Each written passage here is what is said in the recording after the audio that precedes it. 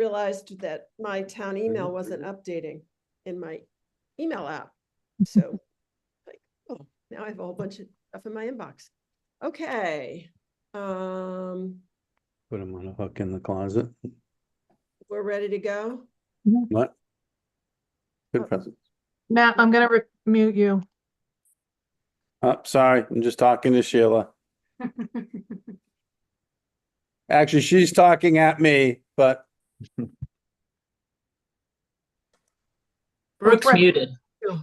Sorry, hold on. Where are you? Okay, I'm unmuted now. All right. Deep breath. Oh. Calling the December 9th licensing and petitions meeting of the select board to order at 11 a.m. Just to confirm that I can hear everybody. Could you just say you're present, Malcolm? Present. Tom? Here. Don? Yes. Matt? yeah, here. Okay, and then Amy? Here. Okay, all right. Let's see. Announcements. Introduction of cultural affairs and special events coordinator. Who's going to do that? Yeah, well, after this weekend, I've never been happier to have someone else come in and work on something. I have wanted to introduce Dina Weatherly, who is on board. She is working with Chantal and Culture and Tourism. So, and I have them on today because we are going to be dealing with a wine festival and an event permit. So I wanted them to be here and let you know that she has started a couple weeks ago. We've met multiple times, are working on training and putting together some hopefully really helpful processes in place for events and a little bit more uniform. A lot more feedback after this weekend. And so she's been great and, is coming back to Nantucket as family here. And so I think Dina, she has a great attitude, has been in Boston working like in museums and arts and culture and has that focus. So I feel really good working with someone with a great attitude and wants what's best for Nantucket in the arts and culture space. So just wanted to welcome her here. I don't know if she wants to say anything. She doesn't have to, but she will be joining us and working on event permitting, which we'll be bringing more of to you as the year goes on. And anyway, so just wanted to welcome Dina and let you know all about that.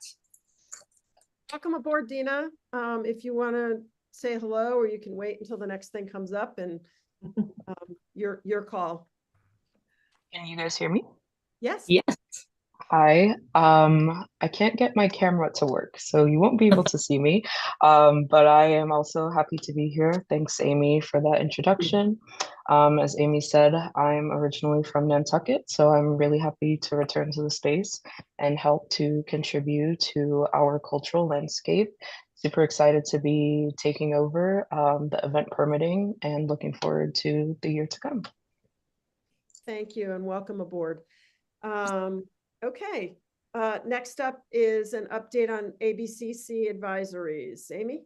Thank you. So I just included some things that anytime I'm sending out to the folks and things we've been doing over the holidays. I thought we were going to have a change of manager. We're not this time, but they have updated that space where they are, before it was only allowed to be liquor license managers, United States citizens. They've now expanded that and allowed for qualified aliens, and that is explained in the advisory. So just an update that'll probably help in many situations here as well for people in that process. So it just opens up that space for management of liquor licenses.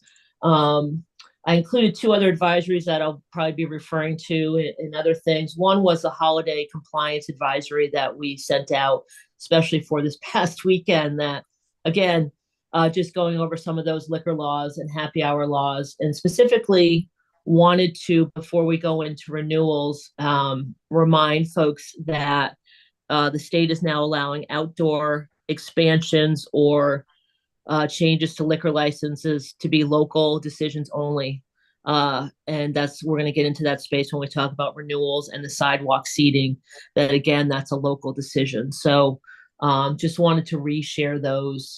No action needs to be taken, but just as a information for some of these things that we're going to be looking at shortly. So any questions on anything or anything this weekend?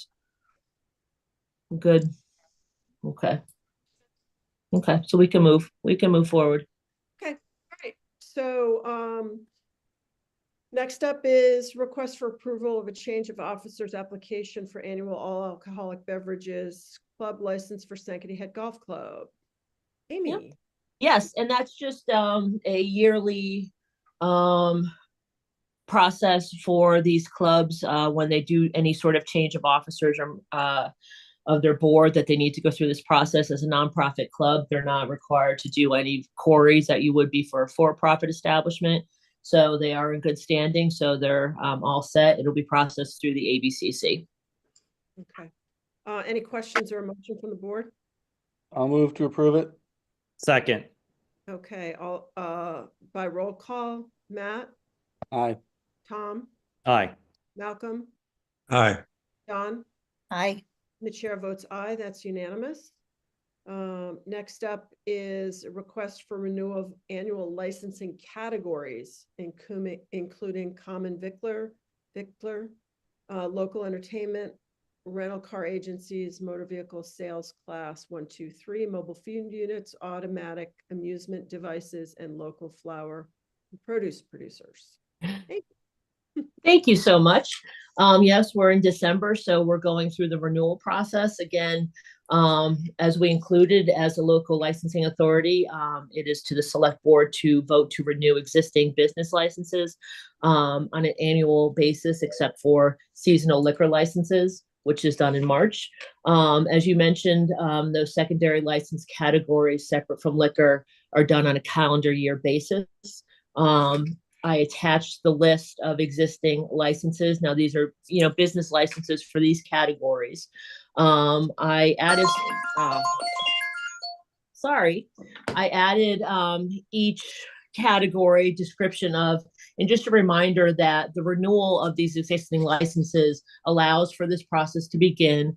Most cases of licenses has renewal by right, so this is acknowledging that renewal. In each category, they must take the required steps to comply with the state and local regulations to actually be issued a license. So again, we're not, dealing with whether or not they should be issued the license. That is the process you are approving. I included some other things as a reminder that if there was any concerns of any licenses, or we were looking to consider any sort of sanctions or anything on a license, that has to be a public hearing. This is not the time for that. So if anyone is there to make comments, they certainly can do so, but it's not a public hearing because that would have to be set up separately if we found there to be compliance issues with any of the licenses. So I'll take any questions on any specifics. Again, the lists are what we have as far as existing licenses now.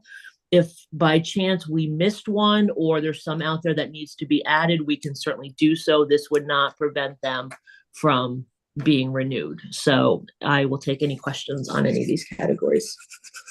Questions or comments from the board or a motion?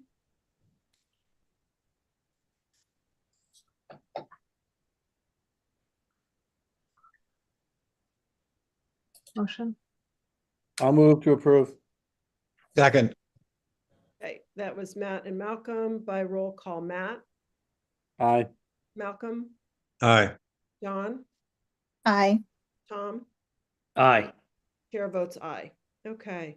Next up, request for renewal of annual liquor licenses, review of renewal process, and 2024 license compliance report. Thank you so much. So as you mentioned, this is for the liquor licenses, the annual liquor licenses. So I'll go over a couple of things here. Again, this is a process that you renew the existing liquor licenses. They must renew with us as far as signing off on their renewal forms, payments, and insurance in the month of November.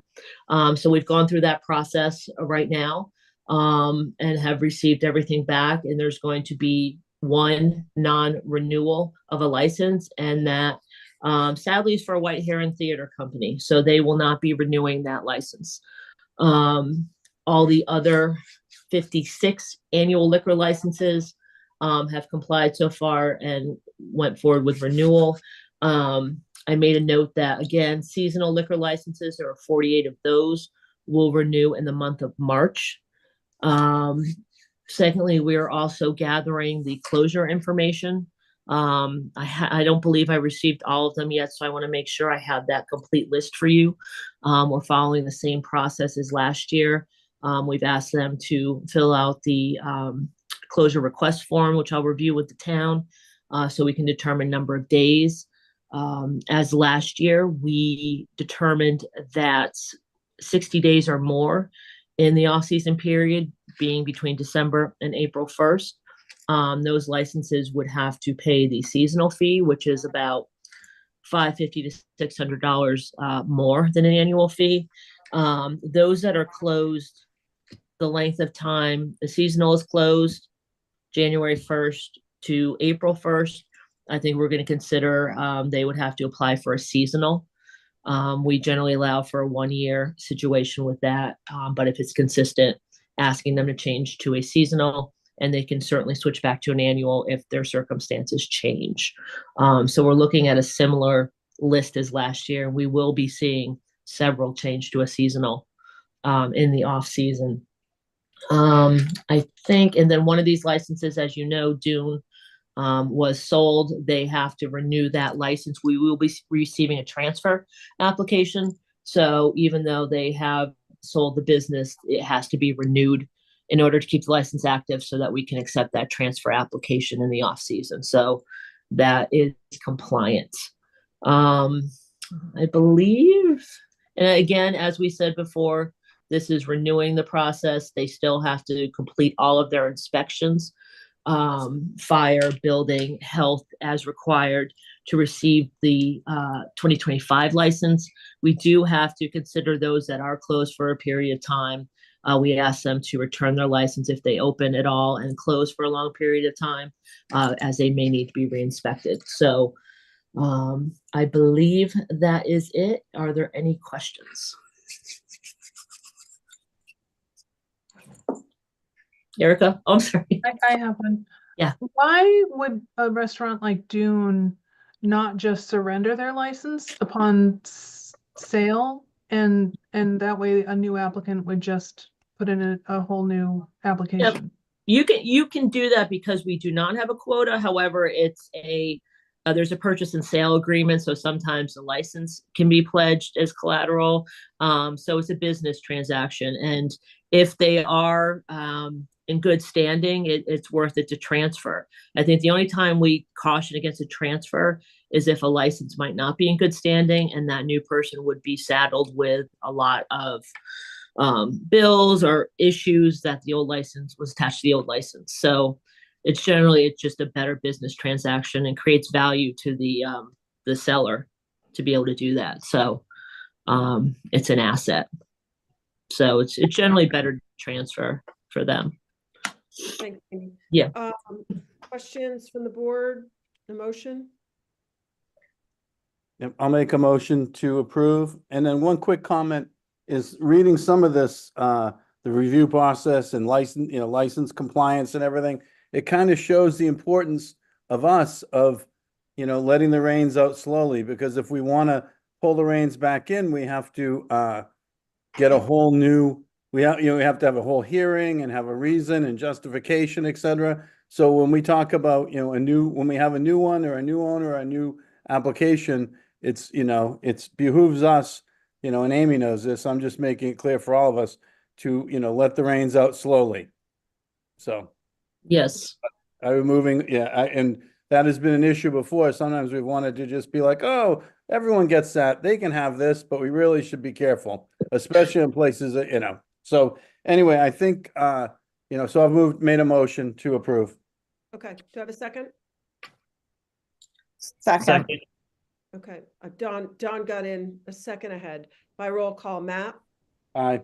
Don, Aye. Tom, Aye. Malcolm, Aye. and the chair votes aye. Okay. All right, request for determination of seasonal population increase. Amy. Yes. So Madam- Oh, go ahead. Tom. Excuse me, I saw that in the packet, there was two separate motions, one to surrender the, or whatever the proper term is, the white herons. Is that a separate license? Is that a separate motion? Just want to make sure. Okay, thank you. Yeah. Thank you. I do submit I that- wrote the motion as motion to approve with the exception of White Heron, because that's what's noted on the renewal form. Thank you. Great, thanks, everybody. Okay, so population. Population. So traditionally, I think we do this in March, but the state is now sending this to us now. So again, this is as the licensing authority must vote as a seasonal population, what our estimated seasonal population is as of July 10th is the standard.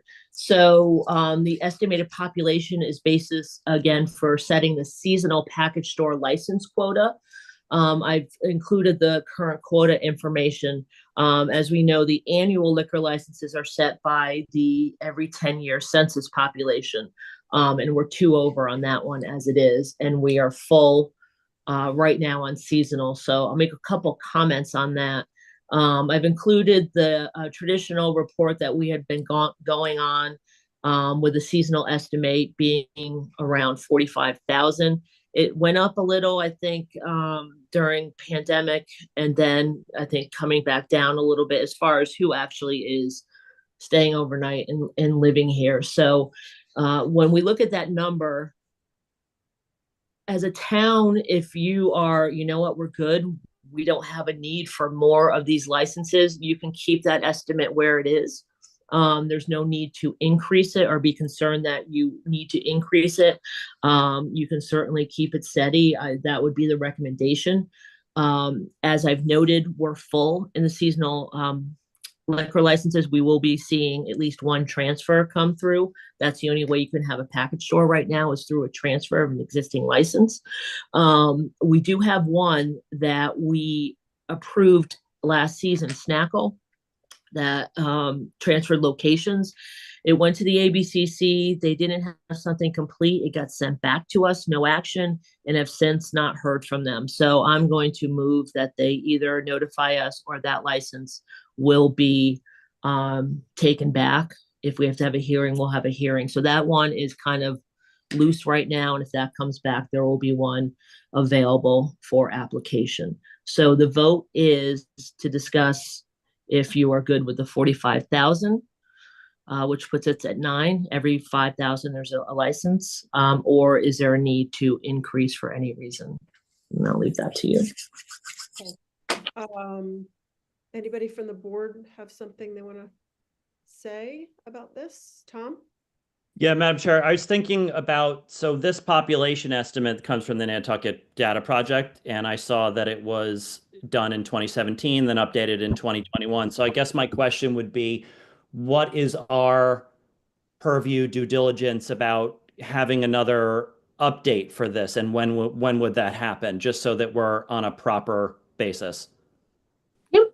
If I may answer through the chair. So previously, when I first started, I think there had been estimated 65,000, and I asked where that number came from, and I think it was just an estimate. It didn't come by any, real data. It was an estimate on several factors. And so this platform came out in 2017, and I saw it. I said, well, can we use this because it's actually using some data that we can kind of target? So we did, and that's the only thing I've seen. So as a board, absolutely, if you want to request that work be done, you can certainly do so. But I have had this conversation with the state and the ABCC director before, and he said, hey, you don't want any more licenses? Keep it low. We weren't told to be incredibly scientific. It was the best estimate. But again, if you would like to see a more solid basis on data, whether it's through sewer, through cell phones, whatever, that would be your purview to kind of request. Matt? Yeah, since we're over on year-round licenses by 2, I think that we're well served as is, and I would want to see a couple of those go away by attrition, or us actually have 100,000 people, some huge number, you know, Right. than to change it because, as many businesses, it's tough to operate, and the more we add, the harder it is for people who have been here year round and are trying to run. So I'm happy with where it is, and I'll make a motion to continue 45,000. Okay, do I have a second? I'll second that, Madam Chair. Okay, that's Malcolm. If no further discussion, I'll take a roll call vote. Matt, Aye. Malcolm, Aye. Dawn, Aye. Tom, Aye. the chair votes aye. Okay, we're going to move on to public hearings. The first public hearing is to consider an application for a new common victular with annual farmer brewer pouring license for Brew Pub LLC, Jack Hugie, manager for premises located at 1 Cherry Street. I will open the public hearing. And Amy, I'll have you lead the presentation. Yeah, before we go, I'm gonna recuse on this. My sister's right down the street, and arguably, if they're doing lunch, I might be impacted. So I'm gonna step aside on this. Okay. All right. Thank you. Thanks, Matt. So we're down to a board of 4. Amy, do you want to? Yes. Thank you. So this is a new license, new location. Okay. And I have Jack here, who's a manager, and Brian Swain, the attorney, and I'll have them in a minute kind of get into it because it's a little bit different to explain kind of what this is. So the application is seeking common vicular, which is food, with a farmer brewer pouring license, okay, and a non-live entertainment license for those premises. So I've put in here, this is again a new location for any full-time liquor license. It is zoned, commercial zoned for this, but there hasn't been a liquor license at this location previously. As you probably all know, it was a coffee shop takeout prior to this.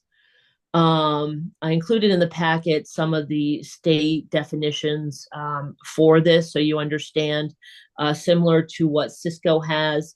The farmer brewery license is issued by the state and not the local licensing authority. What you are here for is a farmer brewery license that serves samples on the premises, as long as you, the local licensing authority, permit it. Again, to serve alcohol by the glass on the premises, the farmer brewer license holder must obtain a farmer series pouring permit. This is the application under review today, is this pouring permit. Now, and again, there's some other things here. What I want to explain is that the state license for this is separate. I'll have them get into that as well. I had them come here today before renovations were done, before a lot of this is done, because if a pouring permit is not approved by the town, it's not financially viable for them. I hate to see someone go through all of that expense, should that not be something the town permits. So if the question is, why is this being done before? We certainly can. We've legally asked this question before. If we can review this before, the answer is yes. If you come to a decision to approve a license, it would be conditionally on receiving any additional building permits, inspections and such. So just to explain why we're doing this early, I'm going to review before I hand it over the 5 considerations, as we usually do for a new license, especially a new location, that pursuant to MGL 138, that decisions be based on reasonable grounds as follows: the appropriateness of the liquor license at a particular location. Again, this is mixed commercial residential area, and there's never been a full-time permanent liquor license issued to this location. You also can consider the number of existing dispensaries in the area and in the town. I think we're at 107, and I've broken down the number per category there. Views of the inhabitants where the license is sought. When I submitted this, there were not. However, I believe, I don't know if you've all seen it in your email, 3 letters from neighbors. Certainly we can read those into the record if you request to do so. But I want to make sure that we understand that they are in opposition to this license.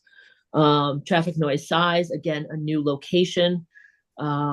There's very limited parking and on-street parking. We submitted some photos. So again, if we have to review what that is, it can remind you there. And again, the sort of operation that carries the license and reputation of the applicant.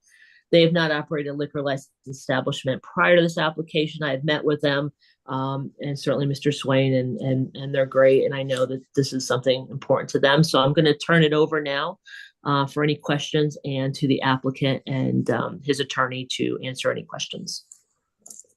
Does the applicant want to speak from, to start out before I? Sure. So a little bit about my background. I'm summering here for 30 years.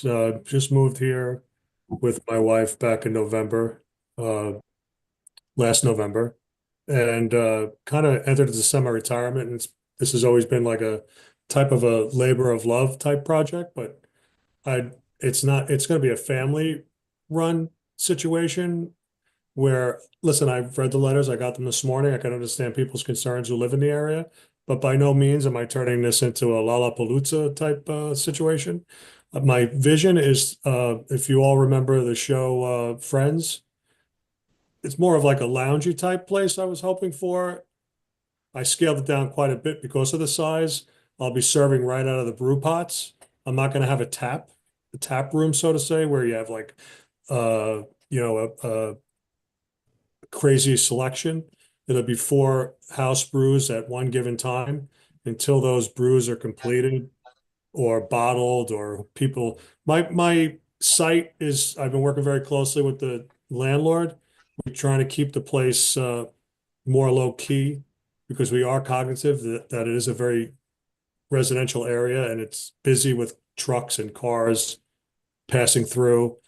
I'm hoping to have more of a situation where people come in, taste. I'll have refrigerators where they can grab, go. If they're going to the beach. It's more of a kind of a project that I'm hoping that I wanted to give back to the community. My daughter, who works in the community at several different areas, listen, I know those articles had to be put in the paper, but I was hoping to gear them towards my personal feeling. I was opposed to it at first because I always hate putting the cart before the horse and putting press out there that sometimes could be perceived as negative press. But I think the gentleman from the Current got it good. We're not serving any food.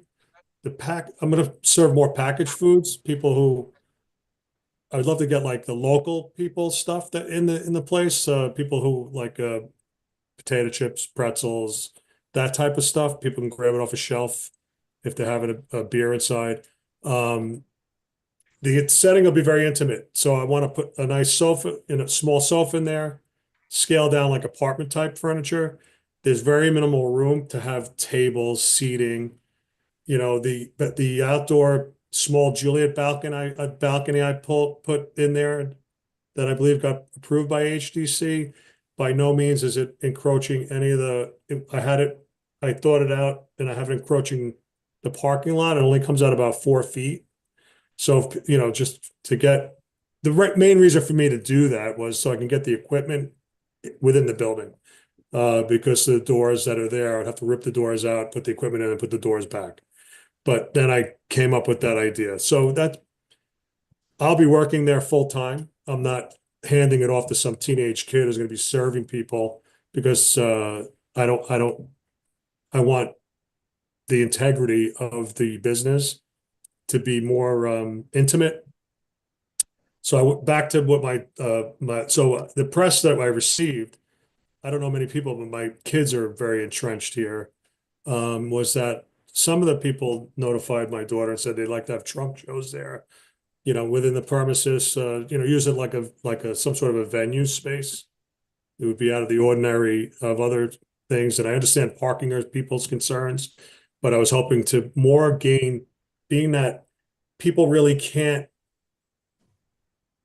hang out there for a long period of time because the space is limited to 375 interior square feet.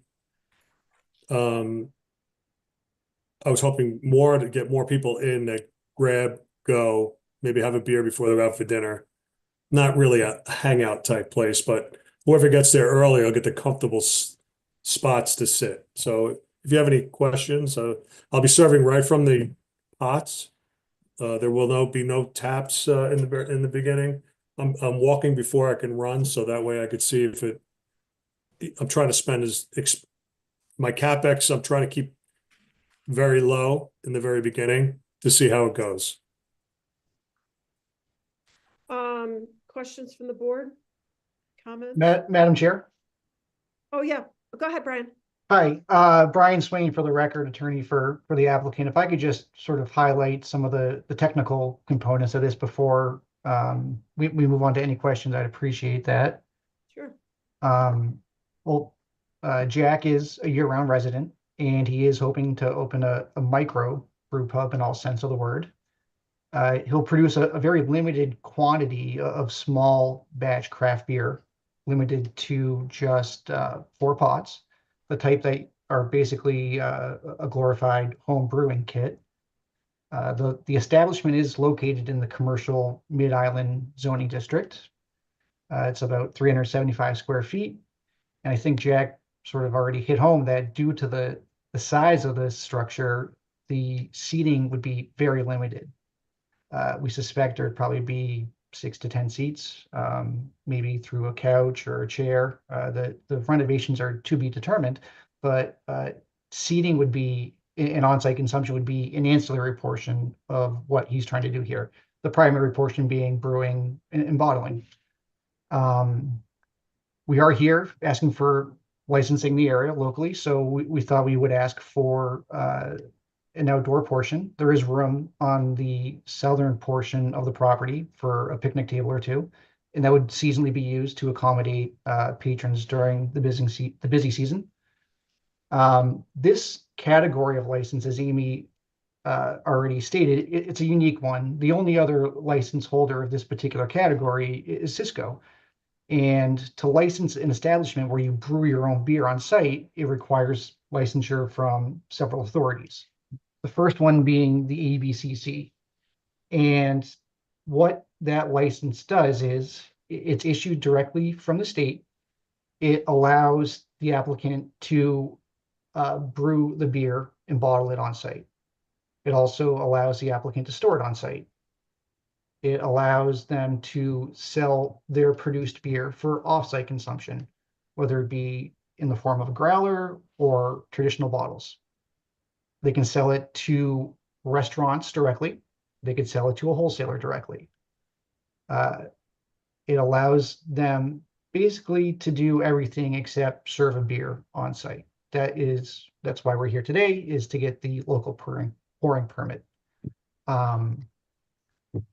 In terms of the entertainment and common vicular, I think those are very self-explanatory. The entertainment is specifically for background interior music. I know that one of the oppositional letters said that there would be exterior music. That's not what's been applied for. This is just in-house background music and TV. And the food service permit would be just to produce food potentially down the road. And, it's not an immediate goal, but while we're here, we thought we would apply and get issued the food service permit. In terms of parking, it is limited. However, it is compliant too. This is the CMI zoning district. We met with the building commissioner. We showed him the code, the special permits of record, and a determination was made by him that this proposed use complies with the parking provisions of the zoning bylaw. That parking lot isn't a road. Some people used to treat it as a road where they would cut through Cherry over to Williams, but it's 2 different lots, and there's easements across the lots where those 2 properties and businesses share parking spaces. And they operate on different schedules. So primarily, I've been told that the training schedule for Isaiah is in the morning. The majority of that is wrapped up before 10, 12. And my client doesn't anticipate operating until afternoon. I think there is a need for this type of year-round establishment. A lot of licensed restaurants, bars, etc. They're all going seasonal. There's not much to get the locals through during the winter months. Jack does have a stellar reputation, a new one, but a stellar one. He's a good guy. He submitted the query. I don't think he should be prejudiced before given an opportunity to at least prove to you he can succeed as this. It's a high traffic area. It always has been. That's the truck route to get into town. Any truck going to the boat or coming from the boat goes by there. So this already is a high traffic area. It's not Sconset. It's not Nantucket. It's located off a major artery, and I don't think a few seats is going to create an increase in traffic already. It's been studied. It's just a busy area. That's the fact we're dealing with. And as Jack said, this isn't going to be a Cisco brewery. It's not going to be a Lollapalooza. It's a low-key coffee shop vibe. When I first spoke to him, he told me his vision was he wanted to create a very low-key area where someone could come in, grab a growler of his product, and leave. And I don't think that's really any different from the essence of what Fast Forward was. I grew up on the island. In 40 years, Fast Forward was always a high traffic area. Contractors going in there in the morning, they're getting coffee, they're leaving. It was high turnover. So this really isn't going to be much more impactful than what has historically existed there. I'm here to answer any more questions you have, and Jack is as well. Thank you. Thank you.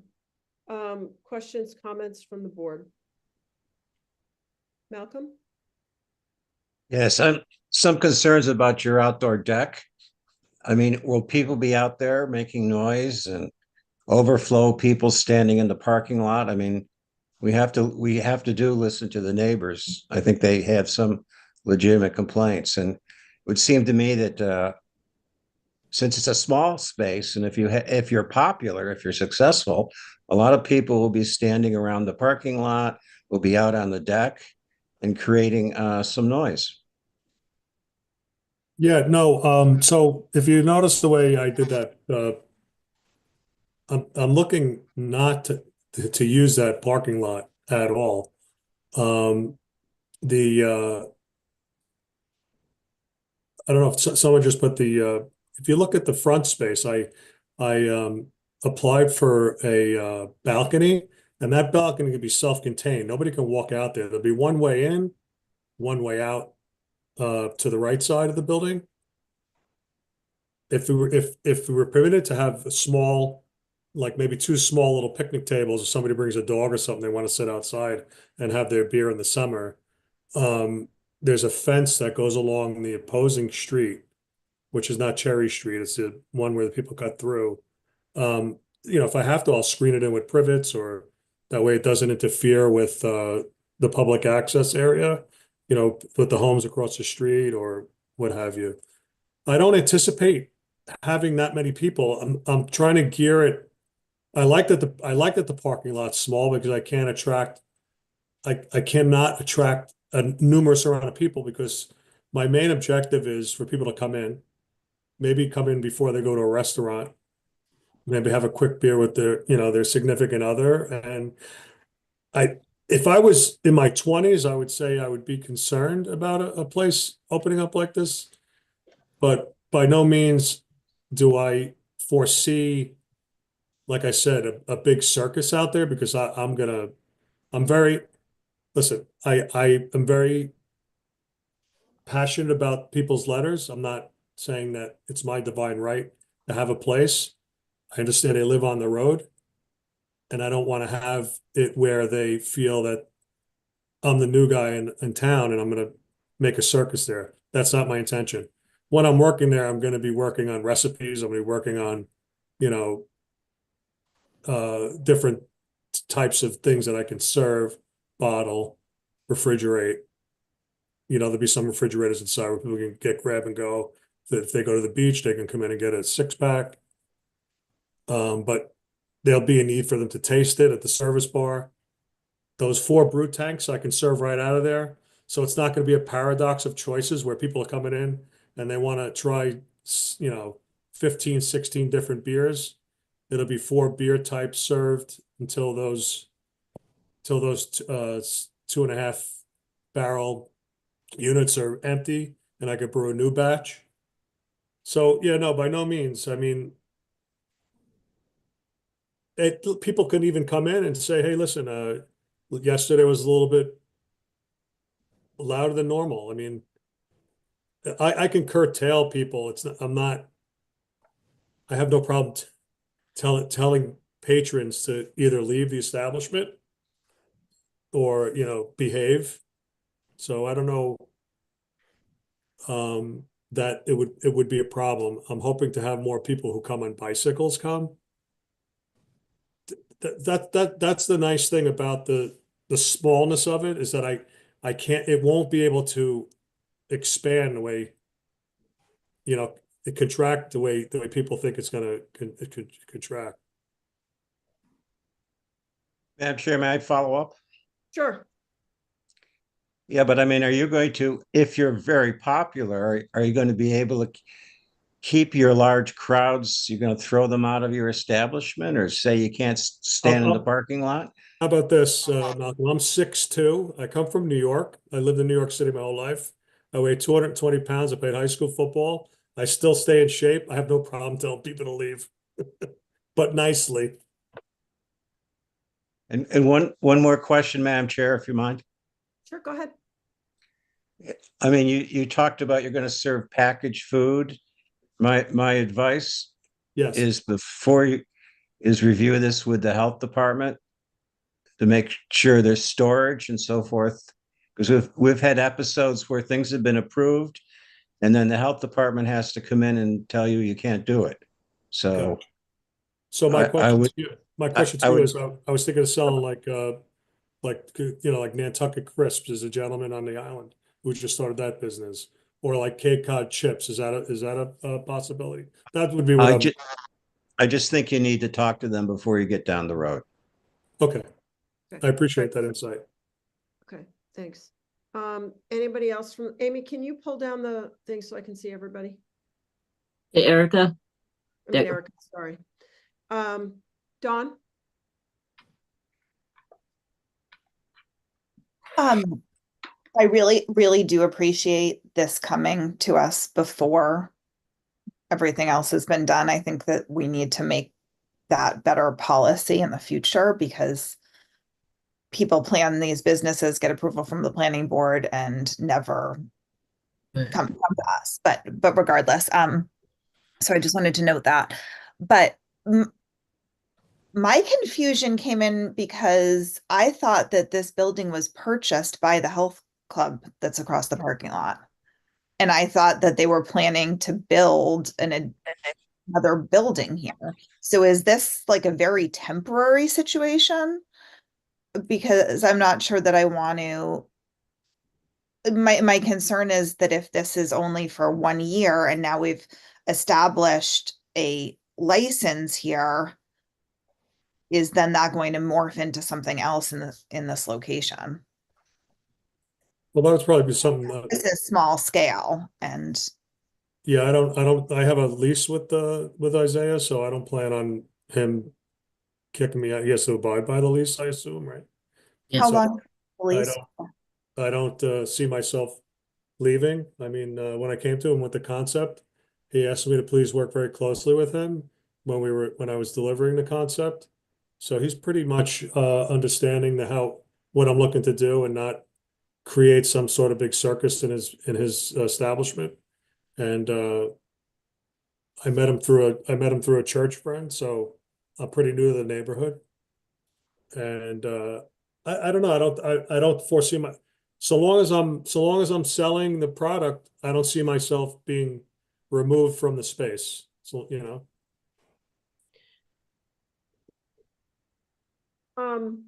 Anybody else? Amy?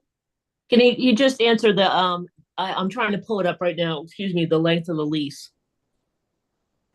Okay, thanks. Anybody else from the board? I have a couple of things. Tom, do you have anything to add? Go ahead, Madam Chair. Okay, so my concern here is there is limited parking. It's a terrible location with regard to parking. And the comparison to Fast Forward doesn't really ring true to me, because Fast Forward was you stop, you get your coffee, and you leave. Here you're talking about people parking, staying to drink beer, while others are trying to come in and out to buy on a takeout basis. And it just really concerns me that if you have people staying for longer periods of time and using those parking spots, it's a different use than that building has previously been, you know, when it was a dog wash, people were dropping off and picking up quick in and out. So I think the fact of the seating makes this feel pretty different to me in terms of the pressure on that parking. And I know it's compliant in a sense, but are we setting it up for a bottleneck with vehicles in this we all know the history here. There have been issues with the parking, and I'm a little confused because health clubs operate in the morning, but people also go to health clubs after work. They do a lot of personal training there from what Isaiah's filled me in on. A lot of their health club is one-on-one in the summer times, and like now they do have one-on-one now, but it's limited because there's limited people here on the island during the off season. Yeah. So I know he does a lot of training, that type stuff. Okay. So hence my question. Limited numbers of hours during the summer with clients means probably more usage of the parking. I mean, I don't know of the history of the parking for that club. And if you're sharing it, I think it's a concern for me. So I just want to say that out loud. Does anyone else, this is a public hearing, does anyone from the public want to weigh in on this? Okay, I'm not, let me just go. Madam Chair. I have 3 attendees with hands raised, so I'm going to go to Patricia Wright.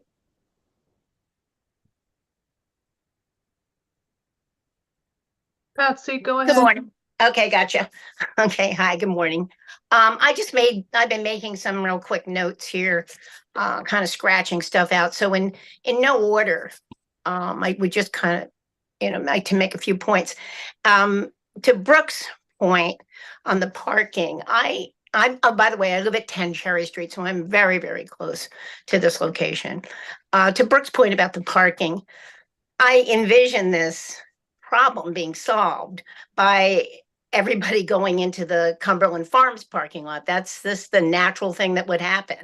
You can't find parking there, you go over to Cumbies. So obviously I think that would be a problem for Cumberland Farms, and I see it as an absolute solution to the parking problem. Another point is, you say it's a busy area. Well, it is a busy area, but directly across the street, that's not a busy area. It's a residential 5 area directly across the street, up to the rest of Cherry Street, up until Pleasant Street. So it's a quiet street.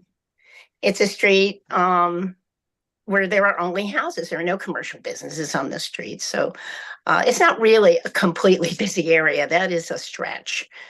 Another point is that no food and alcohol.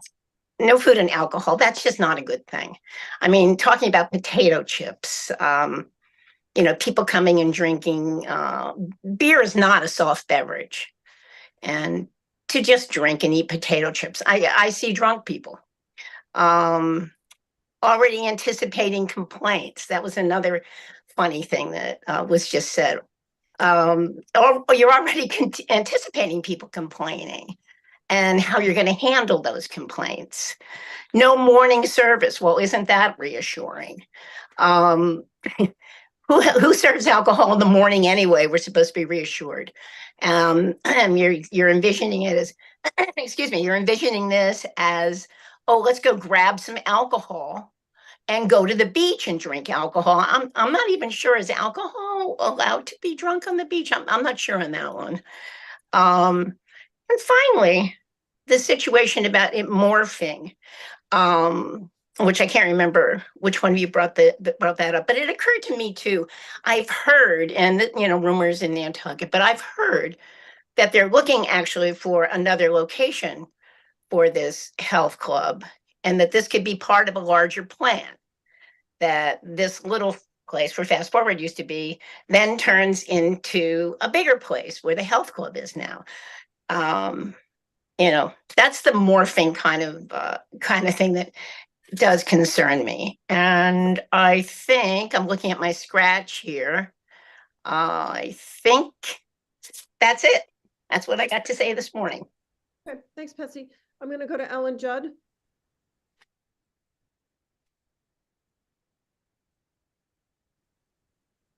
Hi, can you hear me? Yep, go ahead, Ellen. Okay. So we are full-time residents at 7 William Street, literally 3 houses down from Cumberland Farm. So from this proposed establishment, 3 houses down across the street. So first, as far as the traffic, our street in particular is very, very narrow. There is no off-street parking at all on William Street. When we walk, which is just about every day as it is, we have to kind of go onto neighbors' lawns to get out of the way of traffic. And I do think that this will result in more traffic on our street. Also, just to note too, that there are a lot of school kids on our street. Not living on our street, but after school, coming to Cumbie, walking home from school. So we do have many children going up and down that street on a daily basis. So just to point out that as far as parking, there is no parking on William Street. The usual concerns, I guess, about the outdoor seating, that have already been talked about. Also the morphing into something bigger, which has already been talked about. I don't know if I missed it, but I don't know what the hours of operation are supposed to be. And also there was concern on our end about reports of holding special events there year round. I guess the bottom line is, for me, I still see this as a mini Cisco brewery, and I just feel that there is no need for that on our street. Okay, thank you. There was a question about in Ms. Judd's comments about hours of operation. Amy? Yes, I wanted to just refer you to the statute on that they are, when you approve a pouring liquor license, that they are allowed to serve no matter what they say. Cisco closes at 7 because they choose to. They are allowed to serve by statute until 11 p.m. Every night. That is a liquor license law. You can't restrict them beyond that. Some self-restrict, and you have a conversation and say, be great if you could close early. And again, Cisco chooses to close at 7, but the law would allow that. So just note that, that they're allowed that, and you are only allowed to really work with 11 p.m. to 2 a.m. by law. Okay. What is the start time? 8 a.m. on Monday through Saturday, and then we locally have 11 a.m. start time for on-premise on Sunday. Thanks, Amy, for that clarification. Christine Mortensen online?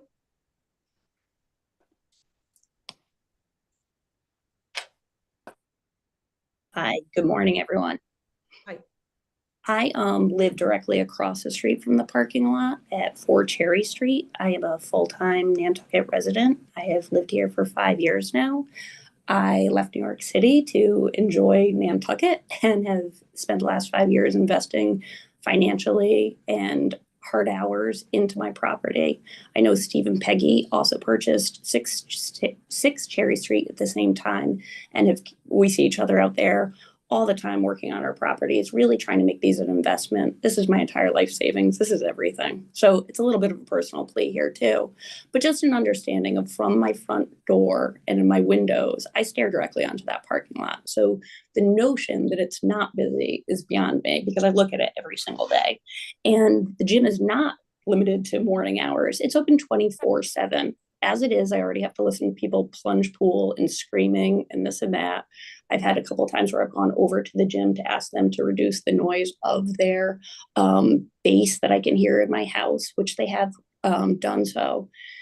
My bedroom window is literally feet from this outdoor area. And to have the idea that people will be drinking, hanging out, listening to music, all of this above, outside my bedroom window, not to mention the people at 3 Cherry who are even closer, it's just not in keeping what has ever been in this neighborhood. This Cherry Street is vastly a residential neighborhood. And yes, this specific property is commercially zoned. And it's always been in keeping with this. We have never had a liquor license here. This entire community doesn't want it. We only learned about this because of the article on the Nantucket Current this weekend. So we've only had a limited amount of time to respond. Every single neighbor who I have been able to get a hold of unanimously wants to reject this. We do not want this on Cherry Street. It is a residential neighborhood for the most part. I thought the Health and Wellness Center was going to be something for the teenagers. At the top of Cherry Street, we have the Boys and Girls Club. So to an earlier point, the amount of children that walk up and down the street and to have people just drinking outside, it's not in keeping with what we want. I know our property values will go down if all of a sudden we have people making noise and drinking and hanging out at all hours until 11 or 12 at night when none of us can actually go to sleep because we have to listen to these people outside.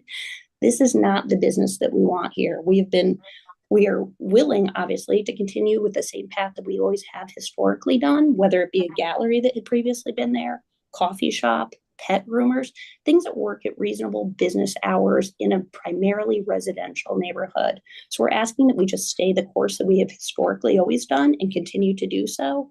I have 9 signatures on the letter that I did, and this was, again, in less than 24-hour span about understanding that this would be happening.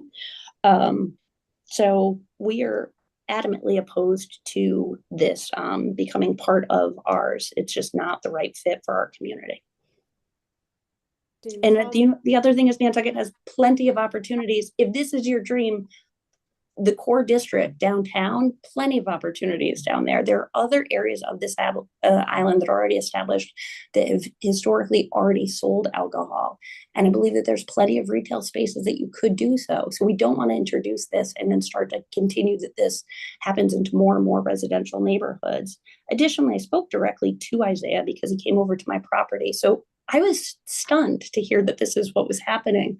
I was informed directly by him that this was going to be a juice bar and, again, helping with wellness, and that he has future plans to expand on the gym in that same location. So I just don't understand how all of a sudden it's taken this hard right and that none of this was communicated. And instead I was given false information.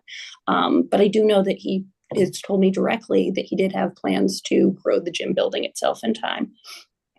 Okay, thank you, Christine. Paul Mortensen?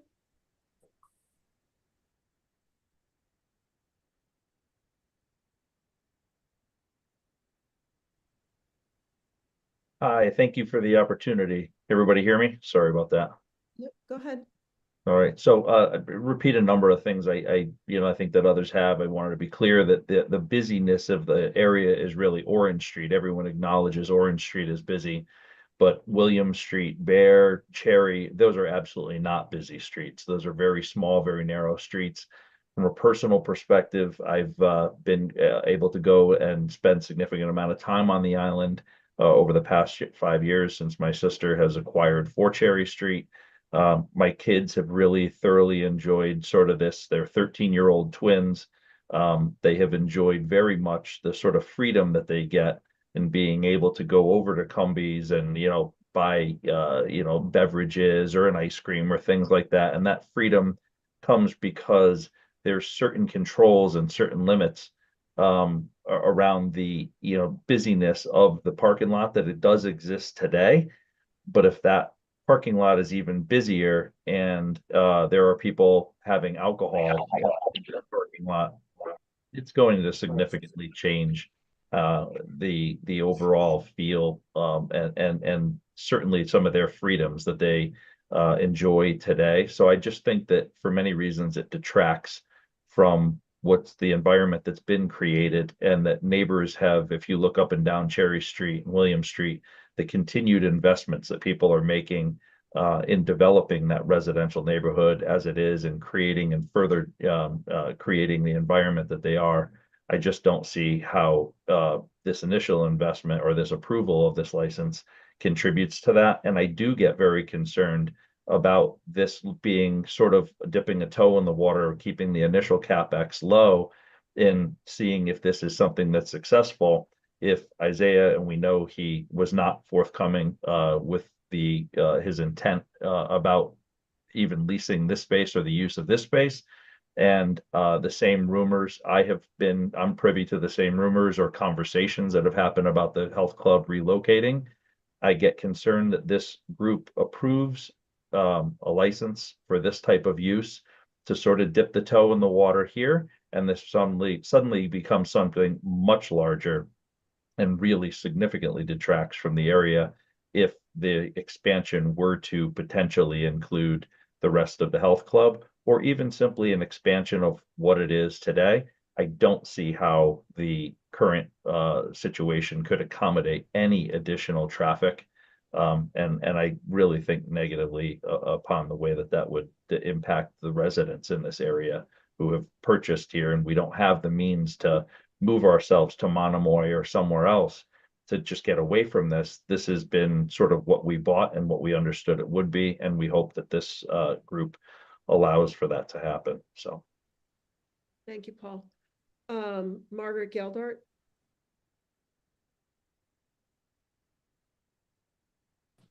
Yes, sorry. Can you hear me?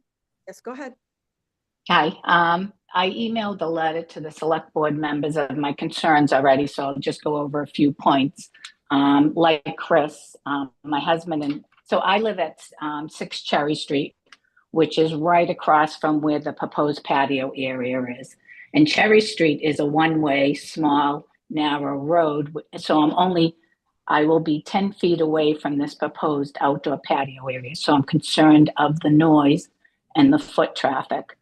To reiterate what Chris had said, we were surprised that we're very friendly with Isaiah, see him daily. We're always outside working in our yard. And I guess Jack is making himself sound like he's very neighborly, but I have not met Jack. I'm always out in my yard. I have been all summer long working out there. I guess I'm disappointed that we were not approached with this whole idea. My house is very small. I'm owner occupied. Like I said, 10 feet away from this proposed outdoor seating. So I'm concerned with the noise, the foot traffic, the trash. I'm afraid that I am going to have to now police that area.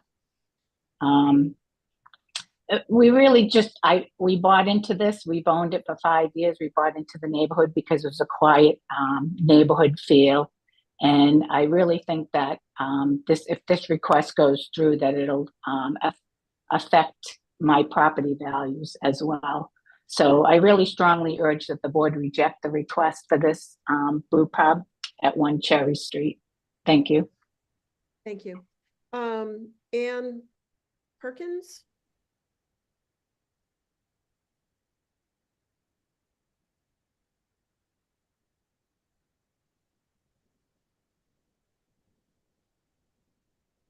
Hello, can you hear me?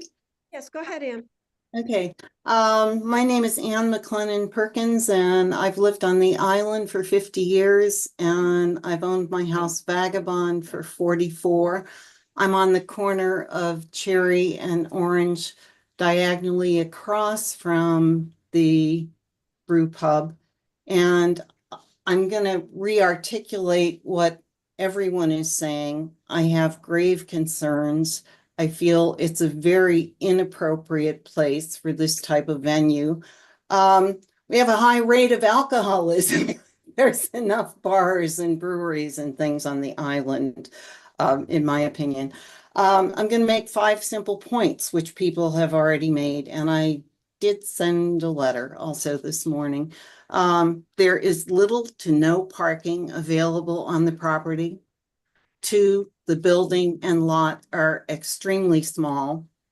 3, Adding a deck to the property will produce unwarranted noise in a quiet residential area.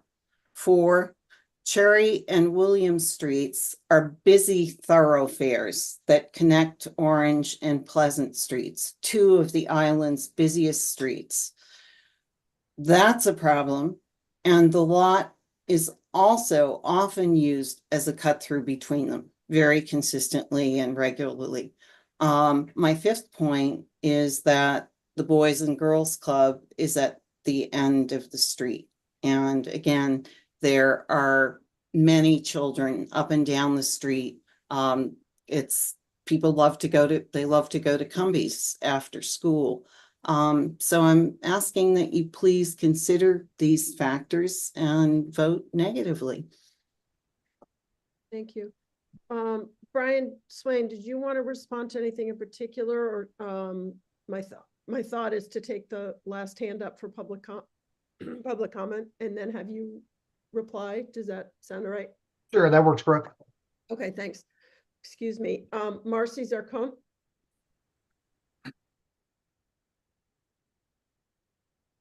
Sorry, it's Mike and Mike. Turned it off. It's on mute. Oh, We can hear you. Oh, sorry, guys. I'm great and terrible at this. We agree with everything, and also it's that is just such a congested spot as it is. Cars are Can you almost say bang. your name? Sorry, Zarcone, 16 Cherry Street. But what was your first name? Michael and Margaret. Okay, thank Okay, you.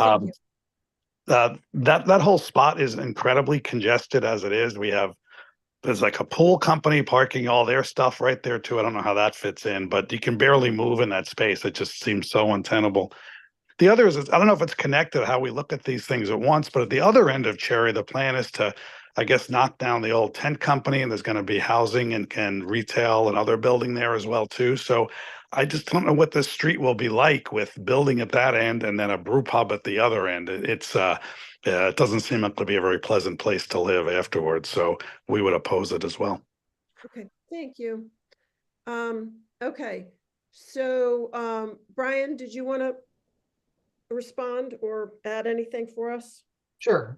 And again, we're very aware of the neighbors' concerns and appreciate them voicing them to the board. And, we can assure the neighborhood that my client's going to do everything he can to mitigate any disturbances to them.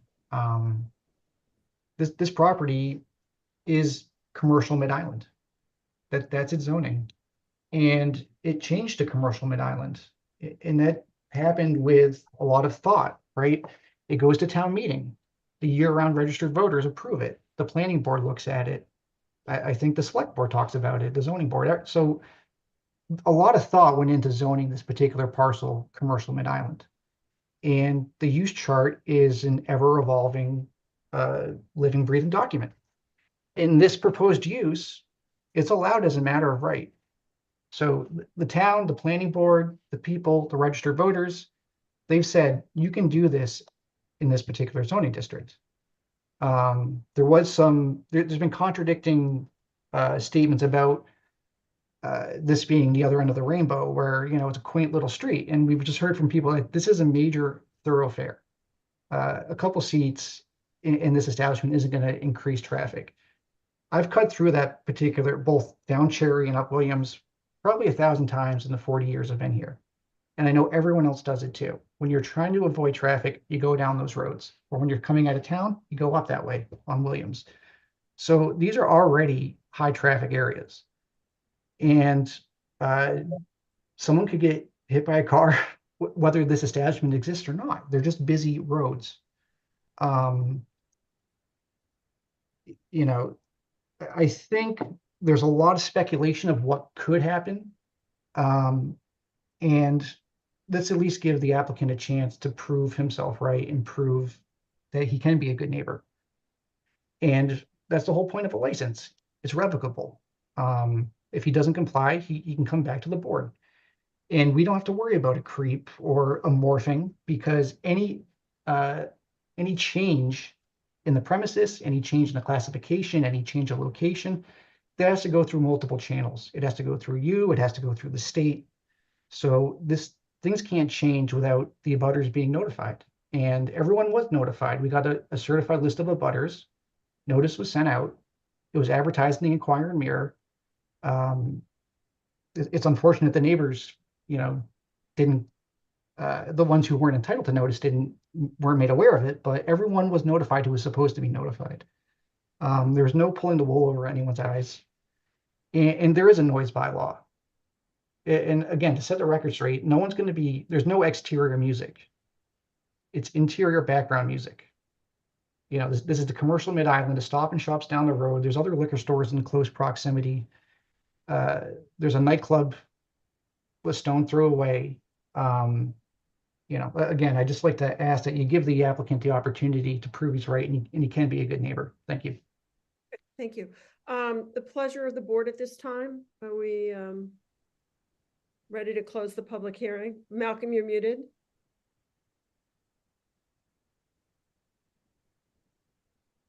I move that we close the public hearing. Okay, do I have a second? Madam Chair, second for discussion. Okay. So we have a motion to close the public hearing that's been seconded by Don, by roll call. Malcolm? Yes, aye. Don?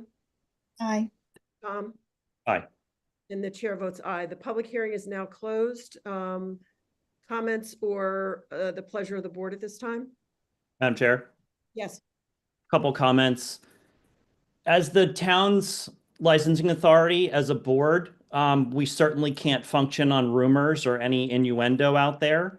But in our packet, as the licensing administrator has prepared for us, there are a number of categories that we consider that Amy stated before. There are 5 of them for consideration, and the ABCC and the state look at reasonable grounds. And I have concerns on 4 out of the 5 criteria. I have no concerns on the reputation. The first one would be appropriate location, that it's mixed commercial, but that this is not appropriate for that location, and this has never been a full permanent liquor license in this location. The number of dispensaries in the town at 107 is a concern. I certainly take into account the views of the neighbors, as stated by the commenters and the folks who sent letters before, and that this is a new liquor location, that residential is so close, that parking and traffic concerns. So I do not support this in this location based on what's in our packet and what's been presented at this meeting. Thanks, Tom. Anyone else?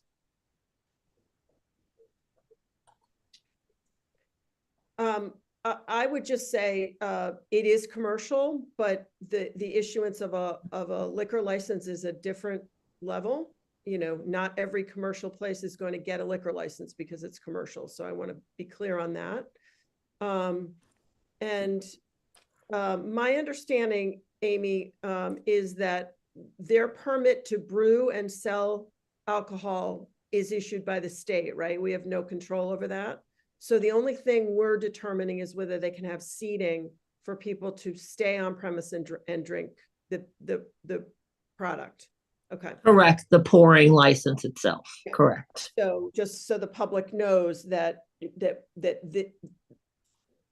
the applicant can move forward with brewing beer and selling beer out of this location, regardless of our decision today. So I always like to clarify for everybody what is in our purview and what is not. So the pleasure of the board at this time. Madam Chair, I move that we deny the applicant's request for a pouring license. Okay, do I have a second? Second. Okay. Madam Chair, may yes. I maybe suggest the motion include the conditions as outlined by Mr. Dixon? Yes, I think that's a great idea. Is that okay, Malcolm? For the That's reason? fine. He said it better than I was. Okay, terrific. Okay, then by roll call vote, Malcolm, Aye. Tom, Aye. John, Aye. Brooke says aye. So the application is denied. Amy? Thank you, Madam Chair. Following a denial, what will happen is we will write up the denial letter with those 4 points pointing to that. It'll be issued to the applicant at such time once they receive that letter they have 5 business days to appeal that decision to the ABCC. If they do so, the ABCC will take that in, determine a hearing date, which could be months and months away. We did this before. At such time, we would go to a hearing on a Zoom probably hearing, and they would determine whether or not they found the decision was not appropriate, and they would send it back to the board. So that's kind of how this works. So if they choose not to appeal to the ABCC, what would happen is they can reapply within 1 year. After 1 year, they can apply again for that license. So thank you. Okay. All right. Next up is the public hearing to consider an application for new non-live entertainment license. Is this moot, Amy? Correct. Yes, Okay. that would be Okay, so moot. we'll table this public hearing. Public hearing to consider application for new public assembly special event permit for the Wine and Food Festival, Nantucket Wine and Food Festival, from May 14th to 18th at Bartlett's Farm, 33 Bartlett Farm Road. Amy, do you want to give us a little rundown? Yes, thank you, Madam Chair. So the Nantucket Wine and Food Festival is, as you mentioned, applying for a public entertainment assembly permit, which is required in Nantucket for any public event of 250 people or more. The festival is planned for May 14th to 18th, 2025. This permit request is for the location Bartlett's Farm. It would be tenting at Bartlett's Farm at 33 Bartlett Farm Road. Now, this is obviously an event that's been held multiple times. If it's a new location or any significant change, we do have a public hearing for that permit. Occasionally, if it's the same location, nothing's changed, we don't require a public hearing, but in this case, absolutely we do. What has been included here is an expanded list that we did provide for you, but the application request is only today to talk about this public assembly permit for these large over 250 events at Bartlett's, which is the core of the festival. I included everything we have received thus far so that you would have a full picture of what that weekend looks like. There will need to be other permits issued, obviously, for other locations and events. Police details may be needed. As you know, in the past, if they're at a licensed venue, they often apply for a charity wine pouring permit. That will come to you to be signed off on at a later date once that's determined where those locations will be. So we will also bring to you any other one-day pouring permits for private locations and such at a later date as that comes out. So I just want to point out that all of those lists of events were just to give you a full picture, okay? What you're voting on today is a public assembly permit for each of the days that week in May for this location for these events. What I would encourage you to do is to not get into, obviously, we have spent a good portion of our time the past 5 months dealing with private legal matters that they are involved in. What I would say is to not touch on past years and past locations, to focus your comments on what's in front of you. And I believe we also included plenty of maps. I'll have the applicant speak on that and give you an idea of their planning for these tents. Again, the focus being on these tents at Bartlett's Farm. And as far as abutters, just a note that they are their own abutter out there. So as far as legal terms, Bartlett's abuts Bartlett. So that is for that location. I believe they also included transportation plans, things of that sort. One thing I will say is this is not a licensed facility as we've had in the past. So certainly compliance measures will be different in that they will be fully responsible for compliance, checking IDs and such. This isn't a liquor license location, so there'll be more determination for them on that. So I think that is it. Also, Dina is here listening in as they will be helping direct traffic for them as far as permits are concerned across the board. Multiple health permits will be needed as they do every year. So that will come upon approval of a public assembly permit. So I will turn it over and the applicant can certainly speak about their plans if we can again focus on Bartlett's for the most part and here for any questions. Thank you. Nancy, did you want to share anything with us? You're muted, Nancy. Sorry. No, just that I'm happy to be in this place before the board talking about the permits and approvals for Bartlett's. We're very excited about this location and feel that thus far, the feedback that we've gotten from many in the town has been very positive. To celebrate Bartlett's, it's one of the most beautiful locations on the island and accessible and I think solves some or just sort of addresses some of the things that have been concerned with big tents being right in town in past years over the many, many, many years that they've been in town. So we're excited about this new venue, and John Bartlett has been very gracious about the process all along, and they seem like they're excited to host, and I'm sure also would be willing to speak on any questions or concerns about this location. I've attended, we probably all have attended many events out at Bartlett's over the years, and including this summer. And the system for keeping things organized with parking, and we will have shuttle transportation that goes from the Nantucket Hotel, which will be our in-town home base this year. But ongoing shuttles that take people out will create a safe, safe transportation for everybody. In past years, over the years, we don't tend to have a lot of drivers coming from wherever they're coming from on island into town to the tents. So we don't anticipate driving being any sort of, to change in any way. And taxis and Ubers and our ongoing shuttle service, which we've contracted with Barrett's, and then they're actually getting additional vehicles to add on to the fleet, should make it a safe and, seamless transition to have tents out at Bartlett's. Thanks, Nancy. Any questions from the board? Tom?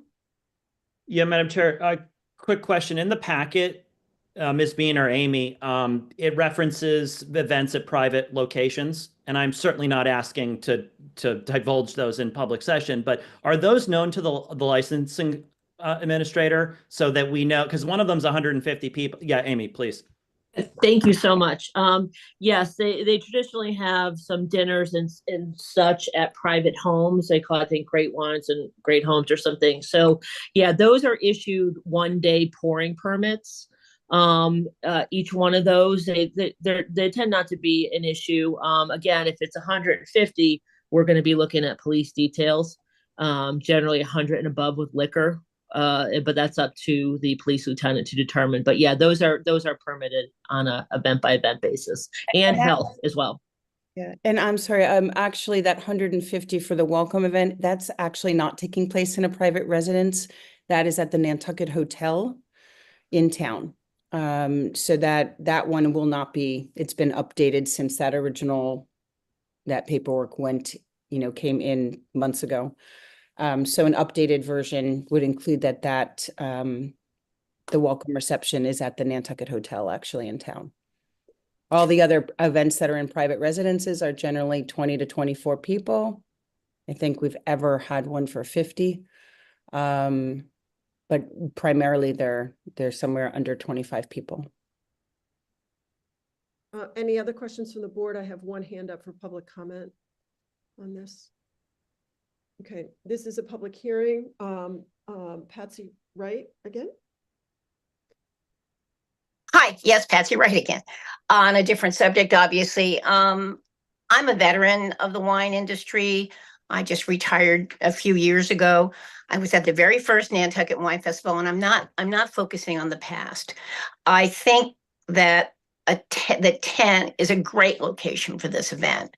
I can't tell you the countless wine events that I have been to. For instance, Aspen, one of the greatest food and wine events in the world. It's 100% tents. And this will not be the first time that we've had the wine festival in a tent. It was on the Jetties Beach for many, many years. And in my opinion, those were the best wine festivals. So I 100% support Nancy on this endeavor. And she's having to scramble because she wasn't treated right by some people, in my opinion. And I think she's doing a really good job of organizing a new model that I think is going to be even better than the old model. So I 100% support this, and I know many people who would join me on this.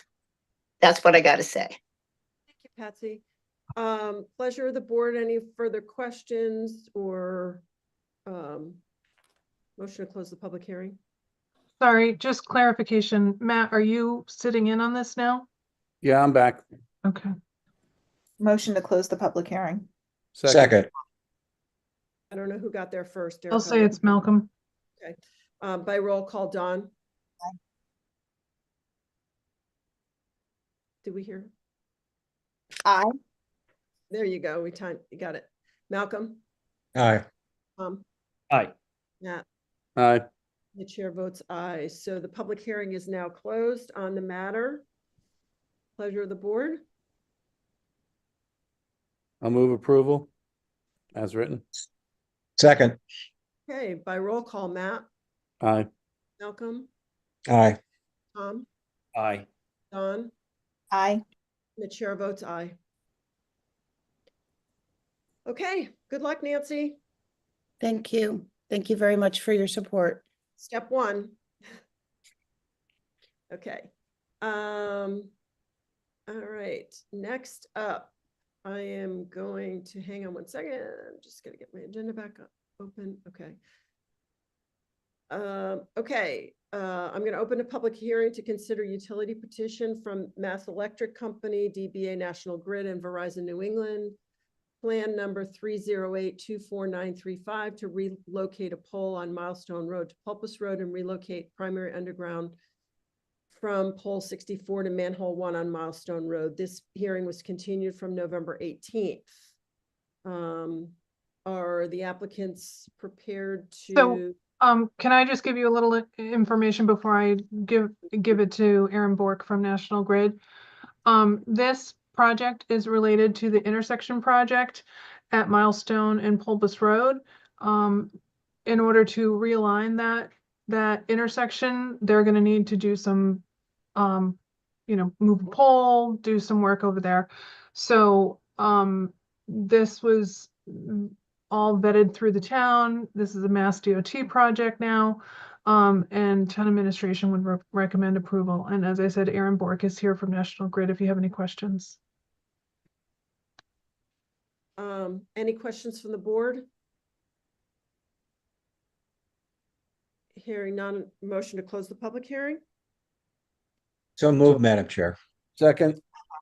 Okay, by roll call, Malcolm. Aye. Matt. Aye. Tom. Aye. Dawn. Aye. And the chair votes aye. The public hearing is closed. Pleasure of the board. Move approval. Second. Okay, by roll call, Matt. Aye. Dawn. Aye. Tom. Aye. Malcolm. Aye. Chair votes aye. That is unanimous. Okay, next up, public hearing to consider utility petition from National Electric Company, National Grid, plan number 310-29334 to install a new handhold HH step 6-1 and approximately 90 feet of 2 to 3 inch conduit across 3-inch conduit across and along Maury Lane from pole 6 to service for 15 Maury Lane. Erica, do you have anything or should we just go to? No, there was no concerns from any of the departments on this. Obviously, whoever the contractor is that's going to be doing the work, which is usually Kobo. They would need to contact Sewer and Water to do any markouts of the infrastructure, but no issues brought forward from the town. Any questions from the board? Okay. This is a public hearing. Is anyone from the public wishing to speak? I'm not seeing any hands raised. Do I have a motion to close the public hearing? So move. Second. Roll call, Matt. Aye. Vaughn, Aye. Aye. Malcolm. Aye. The chair votes aye. The public hearing is closed. Pleasure of the board. Motion to approve? Second. Okay, by roll call, Tom. Aye. Vaughn, Aye. Aye. Matt, aye. Malcolm. Aye. The chair votes aye. That's unanimous. Okay, we've reached the end of the agenda. Do I have a motion to adjourn? Motion to adjourn. Move. Second. Roll call, Dawn. Aye. Matt, Aye. Tom, Aye. Malcolm, Aye. aye. Thanks, everybody. That was Well- a big one today. Have a great day. Bye-bye. Thank you. See ya.